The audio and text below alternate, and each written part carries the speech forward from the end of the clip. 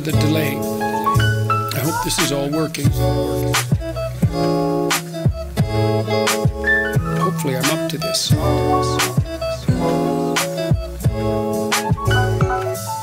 I'm learning how to manage this, I think. I'm not really interested, I suppose, in slowing down, although it has been a bit much in the last year and a half. I do better in some ways when I'm working flat out. So, yeah, I thought about slowing down, but I've decided against it. There are times in your life where it's not time to slow down, it's time to become more efficient. That's the thing, you can become so efficient. You end up doing things in 5 minutes that would otherwise take you a week. As you take on more responsibilities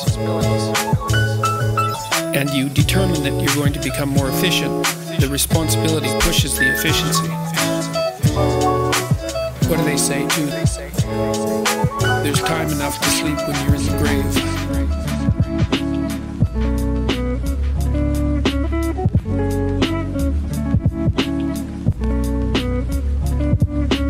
Analysis of the purpose of memory.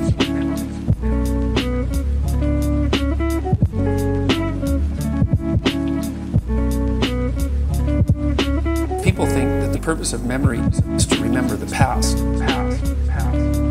And that's not the purpose of memory. The purpose of memory is to extract out from the past lessons to structure the future. Lessons to structure the future.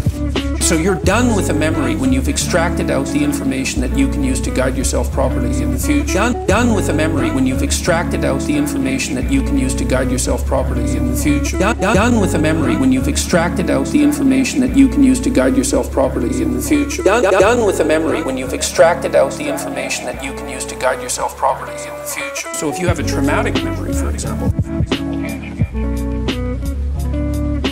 it's really obsessing you. If you analyze that memory to the point where you figured out how you put yourself at risk and you can determine how you might avoid that in the future, then the emotion associated with that goes away. Memory has a very pragmatic function, and cultural memory is the same thing.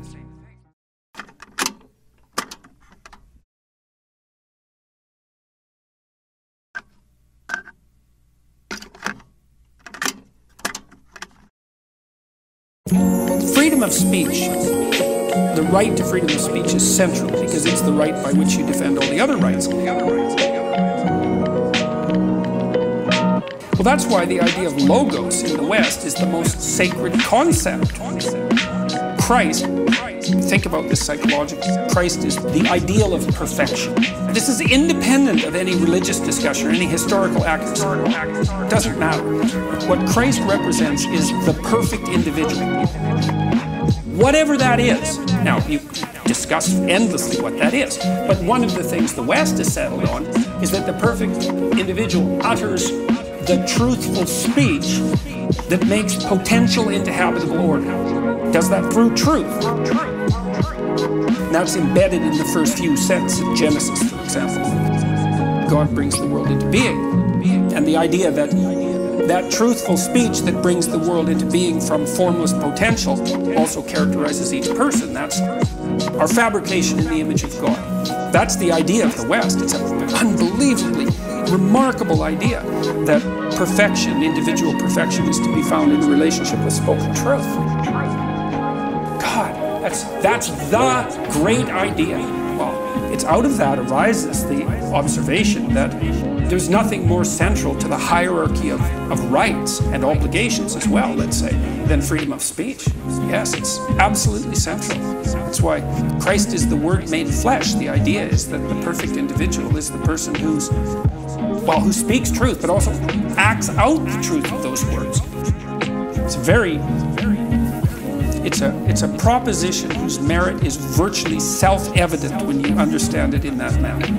So yeah, to see assaults on freedom of speech, especially compelled speech, well, that's where I drew the line in my life. It's like, that is the West. It's logocentric. If you want to take the West down, you remove the idea of the divine word from the substructure of the society. So you have to do that. It's like, and this is the level at which this war is being fought. It's fundamentally a theological war.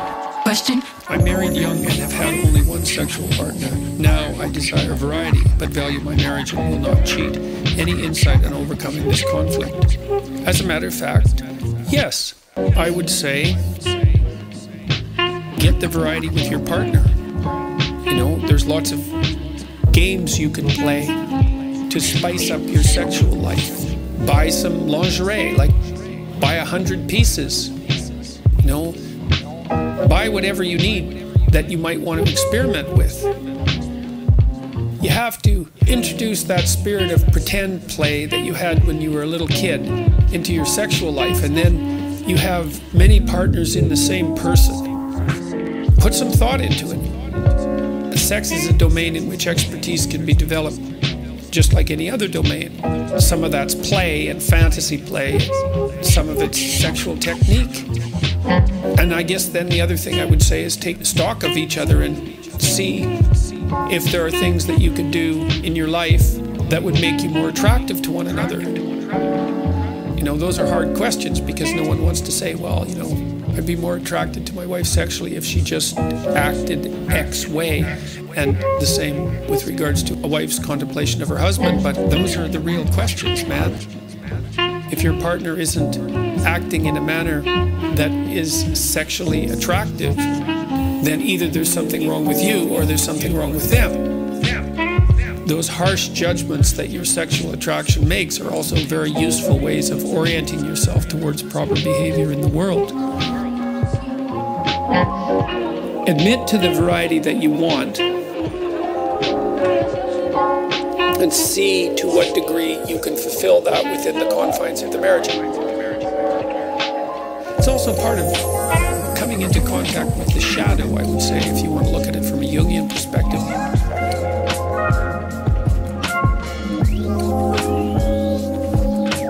You might have all sorts of sexual desires that part of you feels should remain taboo.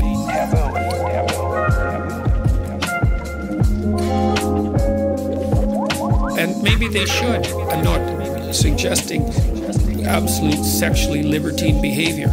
Maybe they should. I know sexuality has to be regulated very carefully.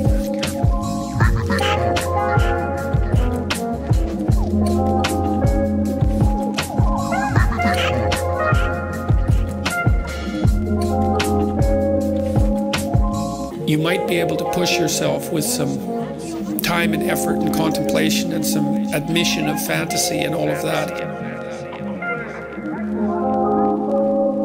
into domains of sexual satisfaction that you haven't achieved before.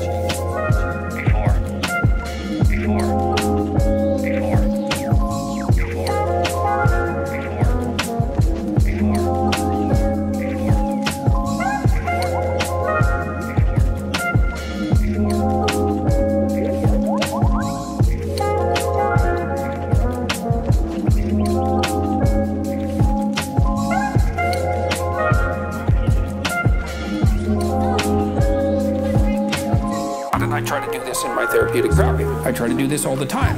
I want the best for what wants the best in you. It's like that part, I'm that part's friend. It's like I don't have unconditional positive regard. I am not on the side of you that's aiming at your defeat. I'm not at all on that side. I'm on the side of you that's struggling towards the light, right? And I'm on the side of that part of me. At least I'm trying to be on the side of that. And that's the definition of love. And that's the definition of love, I believe. Because what it means is, but I said it. I truly want the best for what wants the best in you. Yeah. And people love that.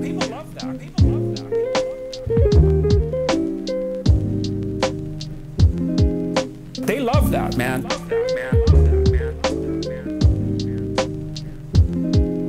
I'm trying to figure out what's the best for us. Really, the best. Not the best for me, although that's part of it, because here I am, you know, and I'm in the game too. I'm so greedy, let's say. I don't just want the best for me. That's not enough for me. I'm too greedy for that. Maybe I'm too selfish for that. I want the best for me in a way that's the best for everyone else too. Because that's even better. That's another interesting thing about being bounded by death. You have nothing to lose. You might as well aim for the highest goal, because what have you got to lose that you aren't already going to lose? Nothing.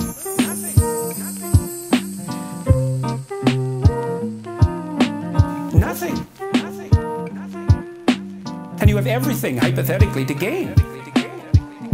If you want to go to university and become a physician, there's a lot of sacrifice of impulsive gratification that goes along with that. But if you become a physician, then it's a noble enterprise, people support you socially, and all of the needs that you need to have fulfilled will also be fulfilled by that enterprise. Well, that's a way better model. Well, that's a way better model. It's strange that the maximum freedom comes with the adoption of a discipline and then also the adoption of responsibility. That frees you up and everyone else around you in the long run. And if you explain that to people, especially in this day and age when they've been fed a never-ending diet of idiot rights and freedoms, they're immediately on board with it because they know that most of the meaning that people experience in their life is a consequence of adopting responsibility. Adopting responsibility. So they're starving for that. They're starving for that. They're starving for that. The idea to be articulated.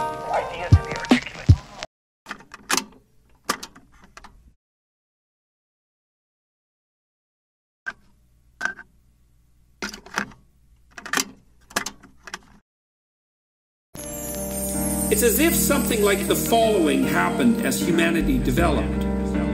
First were the endless tens or hundreds of thousands of years prior to the emergence of written history and drama.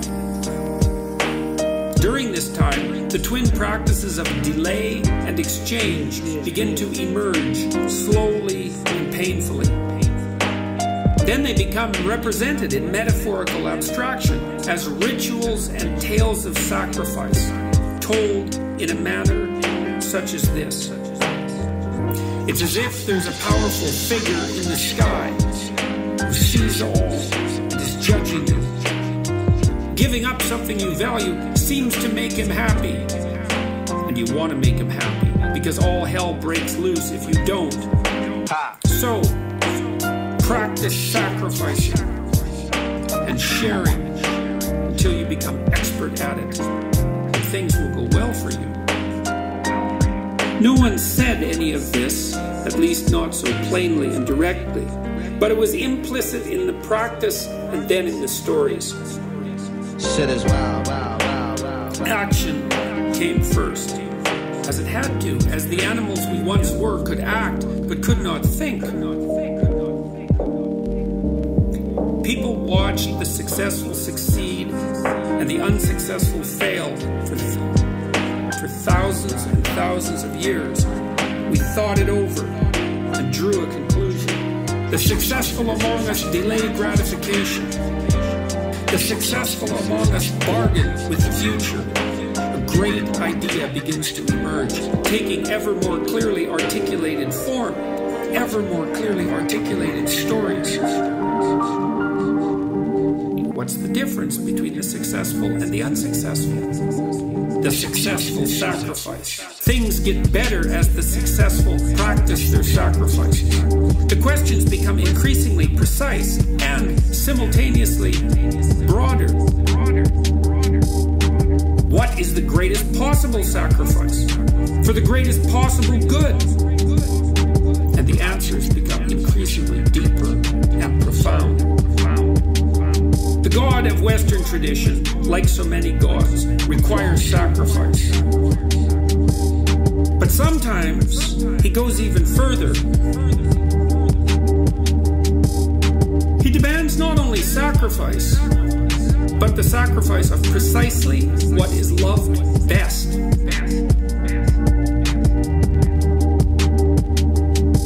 We'll start our analysis with a truism. Stark, self-evident, and understated. Sometimes things do not go well.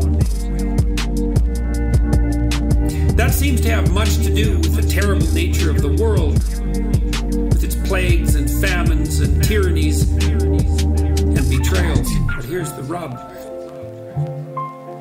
Sometimes when things are not going well, it's not the world that's the cause. The cause is instead that which is currently most valued, subjectively and personally. Why? Because the world is revealed to an indeterminate degree through the template of your values. Thus, if the world you're seeing is not the world you want, it's time to examine your values. It's time to rid yourself of your current presuppositions. It's time to let go.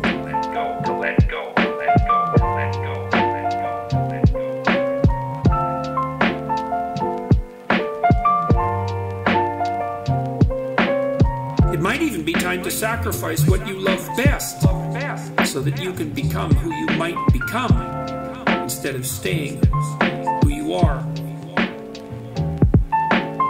Something valuable given up ensures future prosperity. Something valuable sacrificed pleases the Lord. What is most valuable and best sacrificed? Or what is at least emblematic of that? A choice cut of meat, the best animal in a flock, a most valued possession. What's above even that? What constitutes the ultimate sacrifice for the gain of the ultimate prize? It's a close race between child and self. The sacrifice of the mother offering her child to the world is exemplified profoundly by Michelangelo's great sculpture, Pieta. Michelangelo crafted Mary cradling the nearly naked body of her adult son, crucified and ruined. It's her fault. It was through her that he entered the world and its great drama of being. Is it right to bring a baby into this terrible world? Every woman asks herself that question. Some say no, and they have their reasons. Mary answers yes, voluntarily, knowing full well what's to come. As do all mothers if they allow themselves to see. It's an act of supreme courage when it's undertaken voluntarily. In turn, Mary's son, Christ, offers himself to God and the world to betrayal, torture, and death, to the very point of despair on the cross, where he cries out those terrible words, my God, why hast thou forsaken me?" That is the archetypal story of the man who gives his all for the sake of the better, who offers up his life for the advancement of being, who allows God's will to become manifest fully within the confines of a single mortal life. That is the model for the honorable man. In Christ's case, however, as he sacrifices himself, God, his Father, is simultaneously sacrificing his Son. It is for this reason that the Christian sacrificial drama of son and self is archetypal. It's a story at the limit, where nothing more extreme, nothing greater can be imagined. That's the very definition of archetypal. And that's the core of what constitutes religious. Pain and suffering define the world. Of that, there can be no doubt.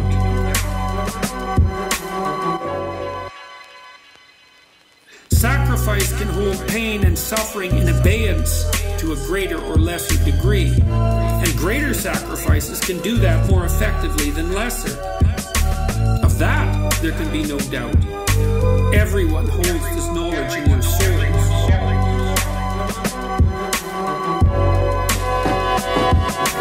Thus, the person who wishes to alleviate suffering, who wishes to rectify the flaws in being, who wants to bring about the best of all possible futures, who wants to create heaven on earth, will make the greatest of sacrifices, of self and of child, of everything that is love, to live a life aimed at the good. He will forego expediency. He will pursue the path of ultimate meaning, and he will, in that manner, bring salvation to the ever desperate world.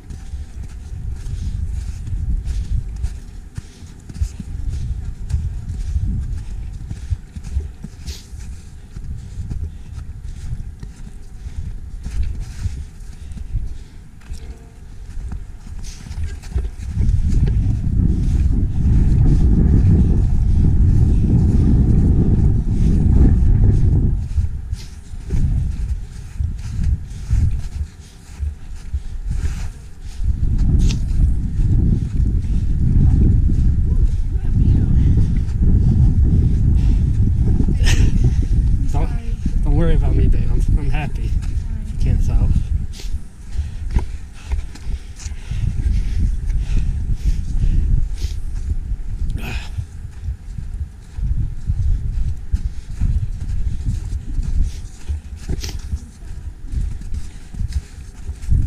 Having a good time. Just a little out of breath. All right.